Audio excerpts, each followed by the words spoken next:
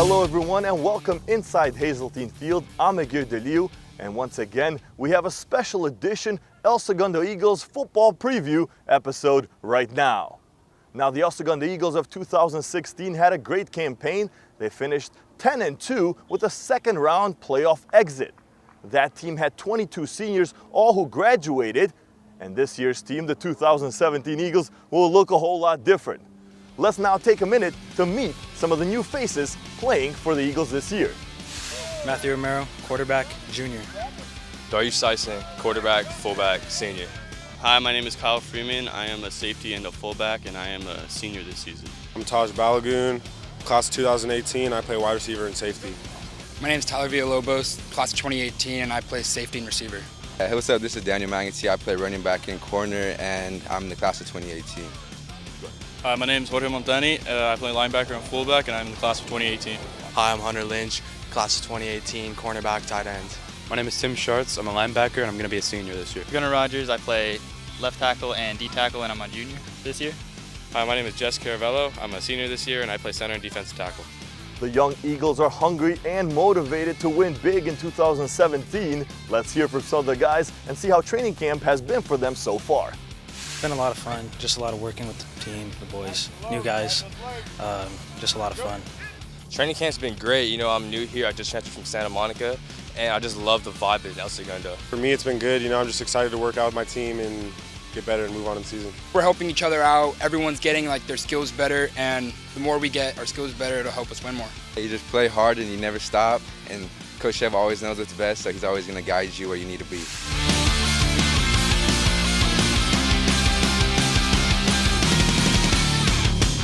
Coach Steve Shevlin is going into his 24th season as the head coach of the Eagles. He's very optimistic about this young team being very successful this year. So far it's been great. The kids have been with a great attitude, working hard. You find out a little more on the first day, you know, the helmets, the shoulder pads, you know, the knee, the thigh pads are on for the first time. So everyone's going to work out the kinks today. And to this point it's been solid. The kids have been great. What a great season you guys had last year, 10-2, a second round playoff exit. What do you take away as a coach from that year? I know a lot of those guys are gone, but what do you take away from that team that can help you with this team this year? Well, yeah, I think probably the biggest challenge, you know, last year's team was incredibly talented, and they had experience as juniors, as underclassmen, and they really took that into last year's season. So really the takeaway is, you know, we've graduated a ton of talent out, and to really challenge these kids to see if they can carry on the legacy. And their attitudes have been fantastic. They've worked hard in the off season. They were in the weight room. Coach Duke has got them going in the weight room doing their stuff. So it's been a really fun and exciting opportunity for these kids now to step up, you know, kind of chase the legacy and improve on what the team did last year, even more so this year. What are some of the new faces we're going to see with an El Segundo uniform this season? Well, some of the new faces that might be more pronounced. I mean, they played last year and they're really solid, but you know, kids like Gunnar Rogers, Jess Caravello are two outstanding offensive linemen that'll also be playing some defense this year. We also have Danny McEntee back, who was an all-league player last year for us. Kyle Freeman was all-league. Hunter Lynch is a returning corner, and Taj Balagoon is probably the best athlete on the field. So, you know, those are the kind of the core of the guys. Tyler Villalobos has done has been a kicker for us for 3 years. He's also been an all-league guy for us. So those are kind of the established but kind of new faces that you'll see. Some of the newer guys that are going to be out there, Matt Romero will be the starting quarterback this year. He's had an outstanding summer. Tim Schartz and George Montani both played linebacker a little bit last year, but this is their year to be in the spotlight. So, and then probably, you know, the fans will become familiar with are two kids that have transferred from Santa Monica. Quarterback Dar Sison and his brother Armand Sison are kind of linebacker, fullback types. Dar also plays quarterback, so he'll be helping out in that mold. Matthew Romero, he's sat behind some pretty good quarterbacks the last few seasons. What do you think he's learned watching those guys like Jake Palmer that can help him this year as the guy? Yeah, you know, I think probably the biggest takeaway is, you know, he got to see Lars play, and then he gets to see Jake, and he gets to see Kobe last year. And Jason Kale came in and was a real veteran guy. So there's been some real good kind of leadership roles, and I think that's where Matt's greatest growth will be. You know, he's the established guy. Now he's got to be the leader on the field. I think his biggest takeaway is the game's one play at a time, and you don't hold on to things too long because the next play's coming. He's been very, very good about learning the offense and understanding what we're trying to do, and he's really cleaned up his mechanics and had a really solid summer. Last year you had a 2-quarterback system, pretty much because the talent that you had on the team, and then Taz to Wesley, obviously a running back. Now those guys are gone. Did you adjust your playbook a little bit, or is it just the next man up mentality?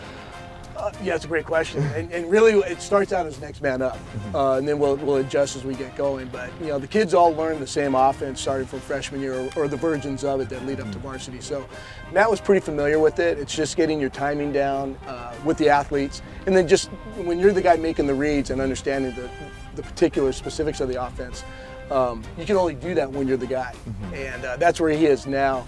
So really next man up, and then we adjust to his strengths as we get going during the season. A lot of the players I talk to, they have that Miracosta game circled. Is that a game on your calendar that you're looking forward to? It was a great game last year, and we were very fortunate to win. Coach Morrow does an outstanding job over there, and I am very, very confident that they will be very ready for us this year. They're a more veteran team than we are this year, but that's a fun, kind of a local rival game. These kids have all grown up together. And I think everybody looks to that game as a marquee game of the non-league season. So it's on my schedule. It's in my head, but it's obviously not the most important game because when league starts, that's where it becomes most important. Now this is your 24th football season you're going into. Being around for so long, you've had a lot of great teams throughout the year. Does a team like this, which is young and maybe not as experienced as last year's team, for example, is that more of a challenge, and is that a challenge you like better than having a team that's ready to win now?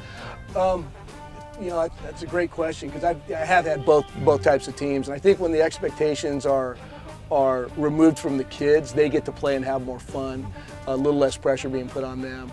The growth in their play throughout the season kind of determines their success, and you don't really translate it to wins and losses, or I don't translate it to wins and losses. I really translate how much we grow as a team, and we could win more games than we expect to, or we could lose more games, but it's going to be their attitude and how they grow, and it's more fun because we know we're not sure what the expectation is from the kids themselves. They got to get out there for the first time on Friday nights and start playing.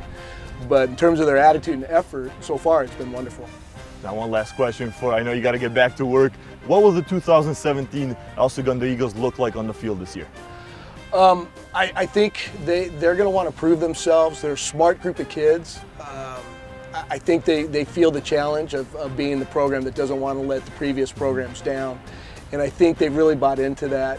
And and they've won. They've won at the lower levels. They won league championships at the lower levels. So it's not like we're not accustomed to it for them. So it'll be competitive. It's going to be, I think, electric like it was last year, but there'll be some learning curves that we're going to go through. Coach, can't wait to see you guys in that first game. Thanks. It's going to be a pleasure once again. I Thank you for appreciate it. joining us. Thank you much. Appreciate it. Okay, Thank take you.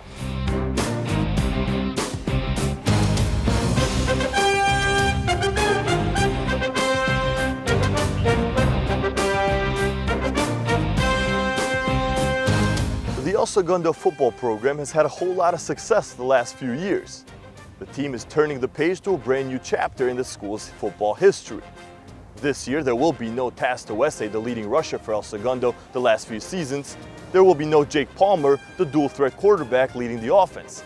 There will be, though, Matthew Romero, who will be under center as the starting quarterback for the Eagles, and there will be a defense that will definitely show up to play.